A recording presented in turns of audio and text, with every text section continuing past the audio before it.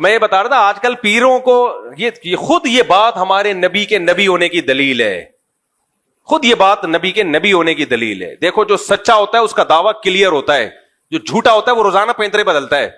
مرزا غلام احمد قادیانی کے دعوے آپ اس کی کتابوں سے اٹھا کے دیکھو، روز چینج ہوتے تھے. کبھی کہتا تھا میں ذلی نبی ہوں، کبھی کہتا تھا میں سچی مچی کا اوریجنل نبی ہوں، کبھی کہتا تھا میں وہی مسیح موعود ہوں جو عیسیٰ علیہ السلام نے آنا تھا وہ میں ہی ہوں، کبھی کہتا تھا میں امام مہدی ہوں. کسی ایک بات پہ ٹکا نہیں ہے وہ، کیونکہ جھوٹے آدمی کو فیور چاہیے جس طرح جو بن پڑے. دیکھو منکرین حدیث جو پرویزی فرقہ ہے نا، مفتی رشید احمد صاحب نے ان پر ایک کتاب لکھی ہے.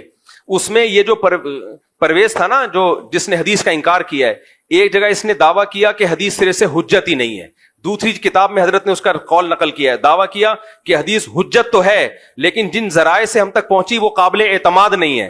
تیسری جگہ اس نے دعویٰ کیا کہ حدیث حجت تو ہے اور قابل اعتماد بھی ہے لیکن صرف صحابہ کے لیے.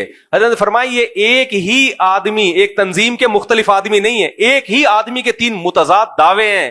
اس سے پتہ چلتا ہے کہ اس کا مقصد لوگوں میں کنفیوژن پیدا کرنا ہے. یہ بالکل ایسے جیسے پروفیسر غامدی صاحب وہ کیا کرتے ہیں، حدیث حجت نہیں ہے، حدیث تاریخی کتابیں ہیں، لیکن جب اپنا استدلال کرنا ہوگا قرآن کے اگینسٹ تو بخاری کی حدیثیں پیش ہوں گی، مسلم کی حدیثیں پیش ہوں گی. بھائی آپ ایک جگہ ٹکتے کیوں نہیں ہو؟ آپ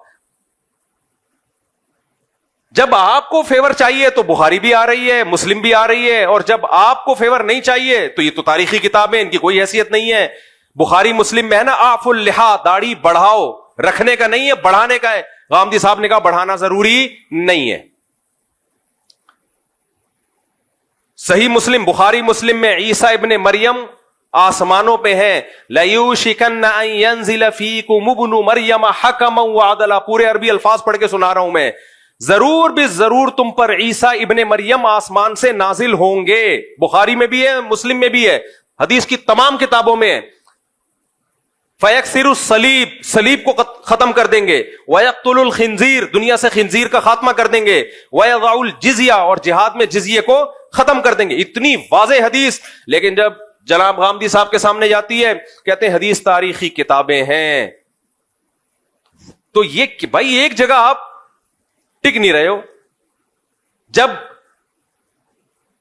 میں ابھی کینیڈا امریکہ میں تھا نا تو خاتون بڑی اگریسو ہوئی تھی. غامدی صاحب کا کلپ سنا، آپ کیا چار چار شادیاں کرتے رہتے ہو، یہ تو غزوہ احد میں بچیاں شہید ہو گئی تھیں، وہ سارے کچھ لوگ شہید ہو گئے تھے تو بچیاں یتیم ہو گئی تھیں، ان کے لیے اسلام نے کہا 4 کرو. میں نے کہا محترمہ، ان کو تو جواب نہیں دیا، میں نے کہا میں جا کے جواب ریکارڈ کرواؤں گا کہ یہ آپ نے پروفیسر غامدی صاحب کی دلیل سنی ہے. قرآن میں صاف طور پر 4 شادیوں کا تذکرہ ہے. تو غامدی صاحب نے کہا غزوہ احد میں کچھ ایسا ہوا تھا جس کی وجہ سے اجازت دی گئی تھی، تو ضرورت کے وقت اس اجازت سے فائدہ اٹھایا جا سکتا ہے. یہ کہاں سے نکالا آپ نے؟ یہ تو بخاری کی حدیث ہے، حضرت عائشہ کہہ رہی ہیں نا، اور اس کا مطلب بھی وہ نہیں ہے جو آپ بیان کر رہے ہیں. وہ مطلب کیا ہے وہ ایک الگ بحث ہے، لیکن آپ استدلال قرآن کے خلاف کہاں سے کر رہے ہو؟ بخاری کی حدیث سے کر رہے ہو. تو اجماعی مسئلہ ہے، اس میں جب آپ نے قرآن کی مخالفت کرنی ہے تو پھر بخاری کا سہارا، جب نہیں کرنی تو بخاری کی کوئی حیثیت نہیں ہے.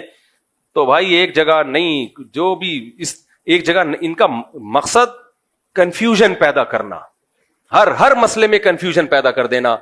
تو ہمارے نبی کریم صلی اللہ علیہ وسلم کی سیرت دیکھو، جو پہلے دن دعویٰ تھا آخری دن بھی وہی. پہلے دن بھی انما انا بشر مثلکم، بشر ہوں، انسان ہوں، میرا کام اللہ کا پیغام تم تک پہنچانا ہے. نہ میں عالم الغیب ہوں، لو کنت عالم الغیب لاستکثرت من الخیر، اگر میرے پاس غیب کا علم ہوتا مجھے کبھی نقصان نہ ہوتا. تم دیکھتے ہو مجھے نقصان بھی ہوتا ہے، اس کا مطلب نہیں ہے میرے پاس غیب کا علم اور مجھے کوئی نقصان نہ ہوتا. اور میں قل سبحان ربی، میرا رب ہر عیب سے پاک ہے. تم جو مجھے کہتے ہو کہ نہریں جاری کر دیں، یہ کر دیں، وہ کر دیں، بھائی میں خدائی کا دعویٰ تھوڑی کر رہا ہوں، میں تو اللہ کا پیغام تم تک پہنچاؤں. اور پیغام بھی کیا ہے؟ حلال و حرام کا علم، اللہ کا پیغام. کھجوروں میں برکت، کھجوریں کیسے بڑھتی ہیں کم ہوتی ہیں، یہ میرا موضوع نہیں ہے، اس میں مجھ سے غلطی بھی ہو سکتی ہے. دیکھو بخاری کی حدیث ہے، خدا کی قسم یہ ایسی نبوت پر ایسی جاندار دلیلیں ہیں نا، یہ حدیثیں ایسی جاندار دلیلیں.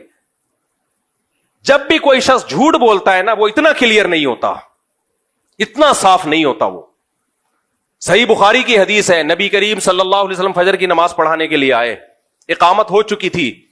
آپ نے کیا فرمایا؟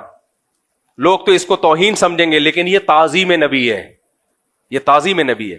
آپ نے فرمایا یا ایھا الناس इन्नमा अना बशरुम मिस्लुकुम, ए लोगो मैं तुम्हारी तरह का इंसान हूं, अनसा कमा तनसौन, ऐसे भूलता हूं जैसे तुम भूल जाते हो। फिर आपने फरमाया मुझ पे गुसल फर्ज है और वो मैं गुसल करना भूल गया।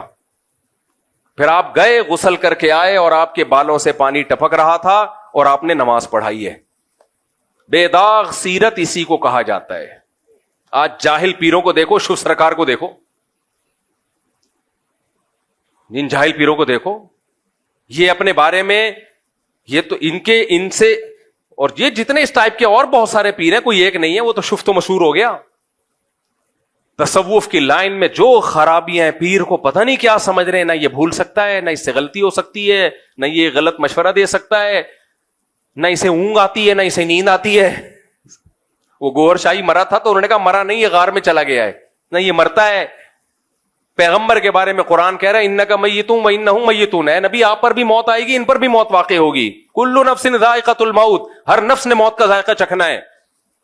कैसी बेदाग सीरत सय्यदुल अंबिया सल्लल्लाहु अलैहि वसल्लम की, तभी तो आपका दीन चला है और चलता रहेगा क़यामत तक। तो खैर मैं ये अर्ज कर रहा था कि ये जो इल्म है ना, खजूरों में कैसे बरकत होती है, इस इल्म, ये वो इल्म नहीं है जिसकी बेस पर इंसान को वो फजीलत मिलती है जिस पे वो फरिश्तों पे मकाम ले गया। हाँ, इसकी अपनी अलग से फजीलत है, क्योंकि अगर पता ही नहीं चलेगा पैदावार में इजाफा कैसे हो रहा है तो हम सब भूखे मर जाएंगे। लेकिन ये जो इंसान को, एक छोटी सी मिसाल दूं ना, मैं अक्सर वाकया सुनाता हूं।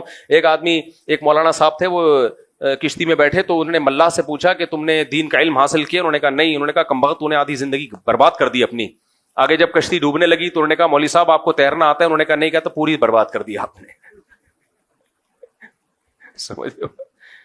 तो उस इल्म की अहमियत का इंकार नहीं है। मेडिकल साइंस का इल्म भी जरूरी है, खजूरें कैसे ज्यादा पैदावार, ज़राअत का इल्म भी जरूरी है, लेकिन मेरे भाई जो फजीलत जिस बेस पे मिलेगी वो इल्म है जो पैगंबरों के पास होता है।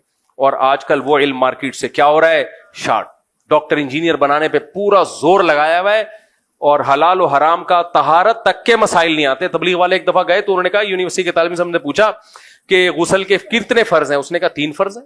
ये बड़े खुश हुए कि चलो यार, कौन कौन से? कहने तौलिया, साबुन और बाल्टी। खवातीन को हैज व नफास के मसाइल मालूम नहीं है, मर्दों को नमाज के मसाइल मालूम नहीं है, सद्दा साहब कब वाजिब होता है, ज़कात कब फर्ज होती है, रमजान का रोजे के हकाम क्या है, हज के हज में जाके ऐसे ऐसे काम उल्ट पटांग किस्म के कर रहे होते हैं। आदमी हैरान होता है, भाई ये क्या कर रहे, थोड़ा सा तो पढ़ लेते। तो एक इल्म वो होता है जो अल्लाह तक पहुंचने का जरिया है। फिर अच्छा इंसान किसे कहते हैं अल्लाह की नजर में? अच्छा तौहीद क्या है यही नहीं पता बहुत से लोगों को। इलाह किसे कहते हैं, माबूद किसे कहते हैं? तो इसलिए मेरे भाई थोड़ा सा इस इल्म को भी क्या कर लो, थोड़ा सा इसको भी टाइम दे दो।